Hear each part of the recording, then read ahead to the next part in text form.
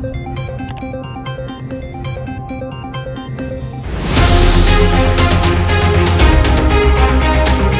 लंबे समय से मंत्रिमंडल में फेरबदल का इंतजार हो रहा था। राजनीतिक नियुक्तियां हालांकि अभी तक नहीं हुई हैं, परंतु मंत्रिमंडल में फेरबदल के बावजूद कांग्रेस में जो कलह का माहौल है वो थमता नजर नहीं आ रहा। कुछ दिनों पहले मुख्यमंत्री अशोक गहलोत भी मंत्रिपरिषद की बैठक में तंज कसते नजर आए। पायलट का भी दर्द उभर के आया। कुछ विधायक भी नाराज हैं। आज इसी विषय पे बात करने के लिए हमारे साथ मौजूद हैं कांग्रेस नेता वरुण पुरोहित जी। वरुण पुरोहित जी, बहुत बहुत स्वागत है आपका नवतेज में।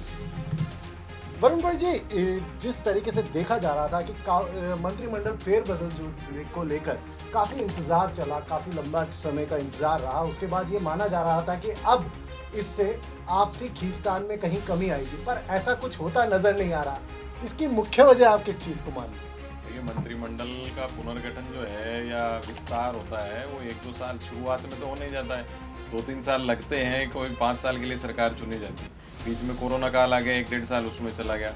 तो मंत्रिमंडल तो मेरे हिसाब से बड़ा अच्छी तरह से वर्कआउट करके और संतुलित बनाया गया है। मैंने पहले भी चैनल्स पे कहा, मंत्रियों का आचरण कैसा रहता है, एटीट्यूड कैसा रहता है मंत्री बनने के बाद उन विधायकों का, उस पर डिपेंड करता है। अगर मंत्री बनने के बाद वो उनका एटीट्यूड नहीं आता, उनमें आम जनता के लिए दरवाजे खुले रखते हैं, उनके काम करते हैं, तो वो मंत्रिमंडल अच्छा कहलाता है। और मंत्री बनने के बाद उनमें एटीट्यूड आ जाता है, लोगों से मिलते नहीं। जैसे भी पिछले मंत्रिमंडल में 2-3 मंत्री ऐसे थे, उनके दरवाजे ही बंद रहते थे, लोग मिल ही नहीं सकते थे। जनता क्या, कांग्रेस के कार्यकर्ता नेता ही नहीं मिल पाते। ऐसा एटीट्यूड जिन मंत्रियों में आता है तो मंत्रिमंडल की पूरी जिस पार्टी की सरकार होती है उसकी छवि खराब होती है। वर्तमान मंत्रिमंडल मैं समझता हूँ, क्योंकि सबक लेंगे, 3 साल पूरे हो चुके हैं, 2 साल बचे हैं, चुनाव में जाना है, तो इनको अच्छे तरह से काम करेंगे। लेकिन जहाँ तक आप असंतोष की बात करो, इसको मैं असंतोष नहीं कहता हूँ।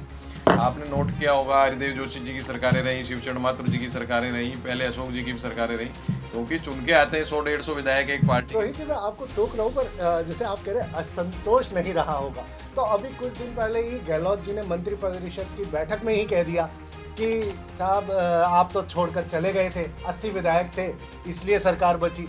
तो इस तरीके के तंज मुख्यमंत्री द्वारा कसे गए। वहीं मुरारी लाल जी ने हाथों हाथ वहीं जवाब भी दे दिया।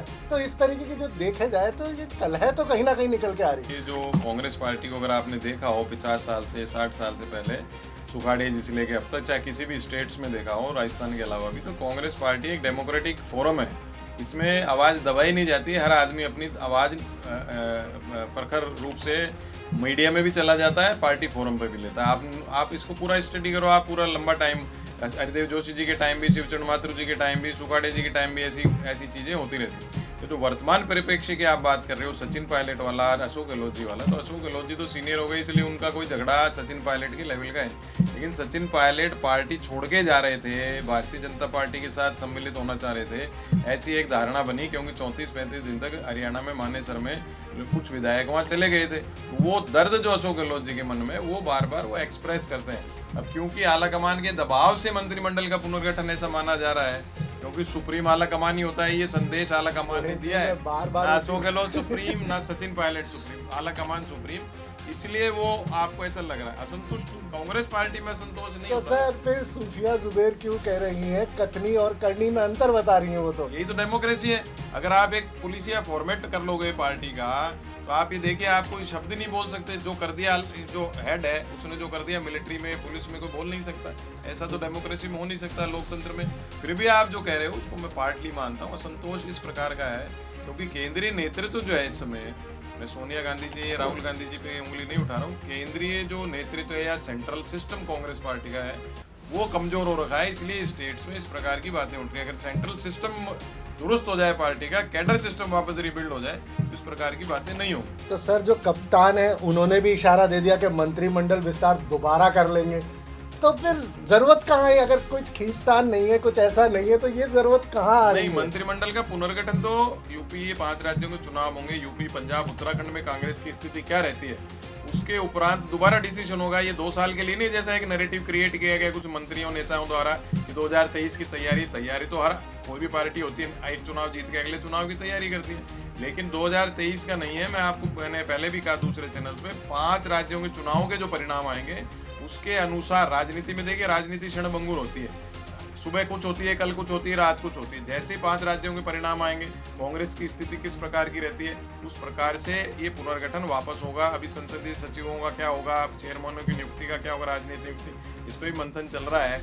अगर नियुक्तियां पूरी होंगी, सबको तो सेटिस्फाई कर नहीं सकते। जैसे ही राजनीतिक नियुक्तियां होंगी, कई लोग जो 20-20, 30-30 साल से कांग्रेस के लिए संगठन में काम कर रहे हैं, उनमें संतोष स्वाभाविक है उभरेगा और वो उसको कंट्रोल करना मुश्किल होगा। बिल्कुल किस तरीके से कंट्रोल होगा सर, यही तो कंट्रोल नहीं ऐसा होगा, कंट्रोल नहीं होगा। उसका मैंने आपको फिर बताया, कांग्रेस पार्टी का सेंट्रल सिस्टम कमजोर है। जो नियुक्तियां हो रही हैं, तो सेंट्रल सिस्टम आप बार बार कह रहे कमजोर है, तो कौन कमजोर है सेंट्रल सिस्टम में? ऐसा क्या खामी है जिसकी वजह से ये कांग्रेस को भुगतना पड़ रहा है? देखिए, इसलिए भुगतना पड़ रहा है, कैडर को रीबिल्ड नहीं कर रहे हैं। कल का कांग्रेस में कोई आया, वो कांग्रेस के ऊपर आके बैठ जाता है, दूसरी पार्टी से आया, वो कांग्रेस के ऊपर बैठ जाता है। कांग्रेस को एक प्लेटफॉर्म बना दिया गया है, कांग्रेस के प्लेटफॉर्म को यूज करते हैं, फिर दूसरी पार्टी में जाके सेटिंग कर लेते हैं। आज 2023 की तैयारी नहीं है, 5 राज्यों के चुनावों के बाद वापस से पुनर्गठन होंगी सब चीजें, नहीं तो डिससेटिस्फेक्शन बढ़ेगा। अब राजनीतिक नियुक्तियां, जो मंत्री, इसकी बात होती है ना, आप जो पुराने कांग्रेस के 20 साल 30 साल से संघर्ष कर रहे हैं, आप उनको नहीं बनाते हो।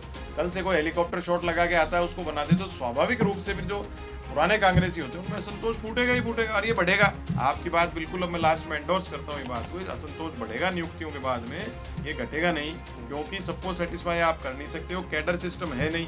5 साल का ही कांग्रेस में आया, वो कहता है मैं ये बन जाऊँ, वो बन जाऊँ। जो 20 साल से बैठा है उसको बना नहीं रहे हो।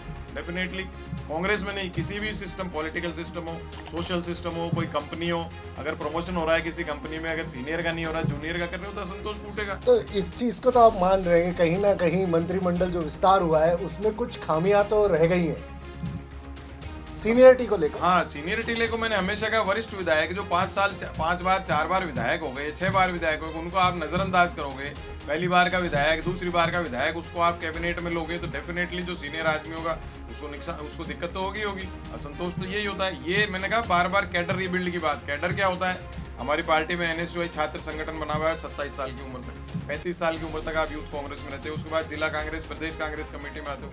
आज अगर कोई 25 साल 27 साल का लड़का आता है, आप उसको तुरंत टिकट दे देते हो, वरिष्ठों को उल्लंघन करके, उनकी अवहेलना करके। वो नेचुरली जो आपके इतने साल का सिस्टम कांग्रेस का डेवलप होता है, उसमें कार्यकर्ता नेता जुड़े हुए होते हैं, उनको आप साइडलाइन करते हो, तो असंतोष तो स्वाभाविक रूप से ही आप क्रिएट करते हो। तो देखिए, असंतोष कहीं ना कहीं वरुण पुरोहित जी के अनुसार जो वरिष्ठ लोगों को जो साइडलाइन किया जाता है उससे उभरता है, और इसी चीज़ का खामियाजा शायद इस मंत्रिमंडल विस्तार में भी कांग्रेस पार्टी को भुगतना पड़ रहा है। आपसी कलह रुक नहीं पा रही है। आगे भी वरुण पुरोहित जी से हम मुलाकात करते रहेंगे, जानते रहेंगे किस तरीके से पार्टी में क्या फेरबदल होने वाले हैं या पार्टी किस स्थिति में आने वाली है। तब तक के लिए आप नवतेज टीवी के साथ बने रहिए और देश और दुनिया की ताज़ा खबरों के लिए हमें फॉलो करते रहिए। देश और दुनिया की हर बड़ी खबर के लिए सब्सक्राइब करें नवतेज टीवी और पल पल के अपडेट्स के लिए बेल आइकन को दबाना ना भूलें, क्योंकि आपकी खबरों का भरोसेमंद साथी है नवतेज।